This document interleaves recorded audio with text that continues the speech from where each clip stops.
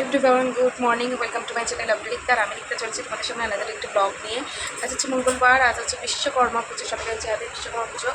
তো আজ 3-4 দিন ধরে বৃষ্টি হওয়ার পর কিন্তু বিশ্বকর্মা পুজোর আগের দিন রাত্রিবেলা থেকে ওয়েদার কিন্তু খুবই ভালো হয়ে গেছে, যাতে মানুষ আর কি ঘুরে উড়াতে পারে, ঘুরতে বেরোতে পারে, এমনকি যেখানে যেখানে বিশ্বকর্মা পুজো হচ্ছে, মেলা হচ্ছে, সেখানে সে সমস্ত সব জায়গায় যেতে পারে। ভালো হয়েছে না একদিকে, আমি তো বলবো বেশ ভালো হয়েছে। পচিয়ে দিচ্ছিলো 2-3 দিন ধরে, মানে এই যে বৃষ্টিটা হচ্ছিল না, পচিয়ে দিচ্ছিল মানুষকে।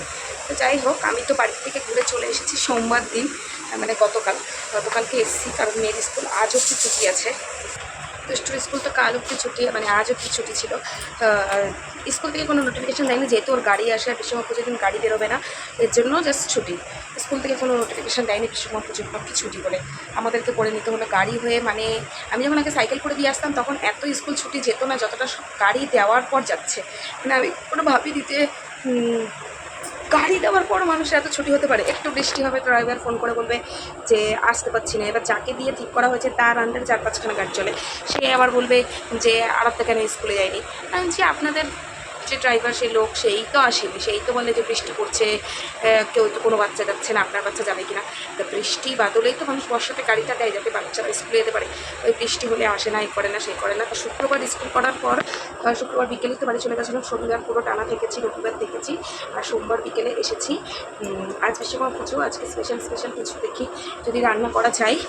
প্রত্যেকবার পুজো, মহালয়, নবমী, কিছু কিছু অনুষ্ঠানে কিছু কিছু ভালো ভালো রান্না কিন্তু করতে ভালো লাগে। তো সেরকমই কিছু করবো। আর উঠেছি আজকে অনেক সকালে, সুরজিতের দোকানে পুজো হবে, তারপরে গাড়ি পুজো করবে, সমস্ত পুজো টুজো করার পর ওর আবার দোকানটা চালু করতে হবে 1 ঘন্টা যন্ত্রপাতিকে আর কি রেস্ট দিয়ে। তার জন্য উঠে ওকে আগে তাড়াতাড়ি করে ঘর মুছে দিয়েছি, ও চলে গেছে দোকানে। আর আমি সেই ফাঁকে স্নান টান করে নিয়েছি, এখনও চাটা কিচ্ছু খাওয়া হয়নি। ভাবলাম ব্লগটা শুরু করি, নাহলে আর শুরু করা হবে না। আমি তো ভালোই আছি, আশা করছি তোমরা সবাই ভালো আছো। চলো বেশি বকবো না, কী কাজ আপাতত করি সবটা তোমার সাথে এখন শেয়ার করবো। যতক্ষণ সুরজিৎ আসছে বাড়িতে ততক্ষণ চা খাবো না, ও আসলে একবারে চা খাবো। ও পুজোটা হয়ে গেলে ওই যন্ত্রপাতিগুলো 1 ঘন্টা রেস্টে রেখে দিয়ে বাড়িতে একবার আসবে, এসে তখন সেই ফাঁকে চাটা খাবে। তো চলো পরে দেখা হচ্ছে আবার কী রান্নাঘরের কাজ, এগুলো সেটুকুনি তোমার সাথে শেয়ার করে নিই। আশা করছি তোমাদের ব্লগটা ভালো লাগবে, একটু স্কিপ করো না। যখন আসবে তখন চা খাওয়া হবে বলে চালটাকে আগে ভিজিয়ে রেখে দিয়েছি। এখানে দুবেলারই একবারে চালটা নিয়েছি, ভিজিয়ে রাখা হয়েছে। আর এখানে আমি ডালিয়াটা বসিয়ে দিয়েছি, যেটা সিটি পড়বে ভাব, একটু পরের মধ্যেই সিটিটা পড়ে যাবে। আর ও দুষ্টু ঘুম থেকে উঠে গেলে যেহেতু কমপ্লেন খাবে, তো তার জন্য এখানে দুধটা জাল দিয়ে নিয়েছি। কালকে রাতে খাওয়া হয়েছিল বিরিয়ানি, তো বিরিয়ানির আমি, মেয়ে, সুরজিৎ খাওয়ার পরে এইটুকুনি বেঁচে গেছে। এর ভেতর না আলু আছে, না চিকেন আছে, না কি ডিম আছে, জাস্ট একটু রাইস, কারোর পেটে আর ঢুকাতে পারা গেল না। তো ভাবলাম এটাকে একটুখানি ফ্রাই করে নিয়ে আর এর সাথে একটা ডিমের পোচ করে নেবো, ব্যাস সকালে আমার খাবার হয়ে যাবে। দুপুরের জন্য ভাত, আর দেখা যাক স্পেশাল কি আইটেম রান্না করা যায়। সুরজিৎ এখনও আসেনি, লেট করছে বলে আমি এখানে তাড়াতাড়ি করে জামাকাপড়গুলো কেচে নিলাম, যেগুলো আমি ঘুম থেকে উঠে ভিজিয়ে দিয়েছিলাম। সুরজিৎ চলে এসছে, দোকানে পুজোটা হয়ে গেছে, আর আমি এখানে চা বসিয়ে দিয়েছি। চা দুজনের জন্য বেড়ে নেব। চাটা খাওয়ার পর আমি একটা লাড্ডু খাবো বলে একটা লাড্ডু নিয়ে নিয়েছি।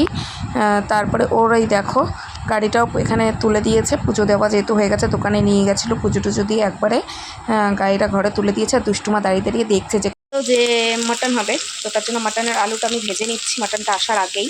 আর এখানে মশলাটা করে রেখেছি, কাজটা একটু এগিয়ে থাকলো। আর আমার সকালের খাবারটাও রেডি একদম পুরো। মেয়ের জন্য লেবু আর আমার জন্য লেবু, দুটোই আমি কেটে বেছে রেখেছি। আর শসা আর লেবু দুপুরের জন্য। অবশেষে মাটন নিয়ে সুরজিৎ চলে এসেছে, আর ওর ডালিয়াটাও ও নিয়ে চলে গেছে। চলো এটাকে ধুয়ে মুছে পরিষ্কার করে নিই, এখানে অনেকটা রয়েছে, দেখতে এরকম লাগছে।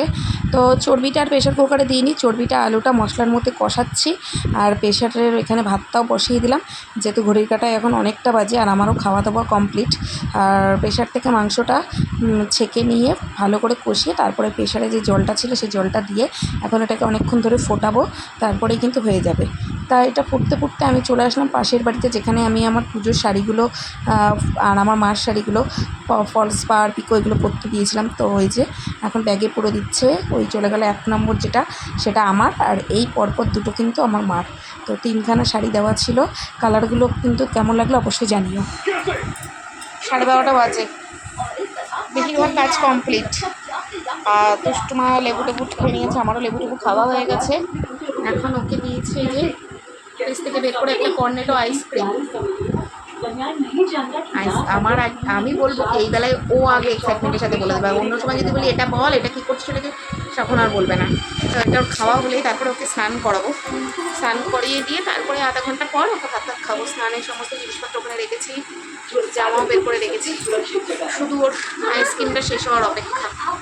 চলো পরে দেখা হবে আবার দুপুরবেলা খাওয়া দাওয়ার সময়। এখন চলে এসেছি আমি ডাইরেক্ট ভাত বাড়তে। এখানে রয়েছে ভাত আর রেগিটা রয়েছে মাটন। মাটনটা লাস্ট ফিনিশিং কেমন দেখতে হয়েছে তোমরা সেটা একবার শেয়ার করে নিলাম। দুপুরে খাওয়া দাওয়া আমি মেয়ে সুজিত একবারে নিয়ে বসে পড়বো। আর আজকে একটু বেশি করে ঝোল রেখেছি কারণ এটা রাত্রে অনেকটা লাগবে, আর তো কিছু রান্না করিনি। Good evening everyone. দেখতেই পাচ্ছ মা এসেই মাকে চা করতে বসিয়ে দিয়েছি, আর ওরা নিয়ে এসছে চাউমিন। তো এখন চাউমিন দিয়ে চা দিয়ে সন্ধেবেলার খাবারটা জমবে।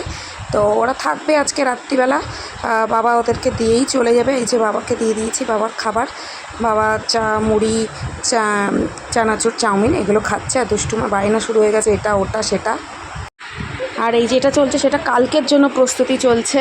আর ওই ঘরে বেডশিটটা ভাইকে বললাম একটু পাল্টে ফেল, তার জন্য বেডশিটটা পাল্টাচ্ছিল। আর এই দেখো বেডশিট পাল্টানোর পর এখনও লুকস তাও পুরোপুরি রেডি হয়নি, তার আগেই তোমার সাথে শেয়ার করে দিলাম কারণ ভিডিওটা বেশি কন্টিনিউ করবো না, দেখানোর মতন কিছু নেই, শেষ করে দেবো তাই। ঘড়ির কাটাই বাজে 10:30, আর সময় হয়ে গেছে কিন্তু ভিডিওটি শেষ করতো। আজকের ভিডিওটি কেমন লাগলো অবশ্যই কমেন্টস করে জানিও। ভালো লাগলে প্লিজ লাইক টু শেয়ার আর সাবস্ক্রাইব মাই চ্যানেল। দেখা হচ্ছে খুব শীঘ্রই নতুন একটি ভিডিওর সাথে।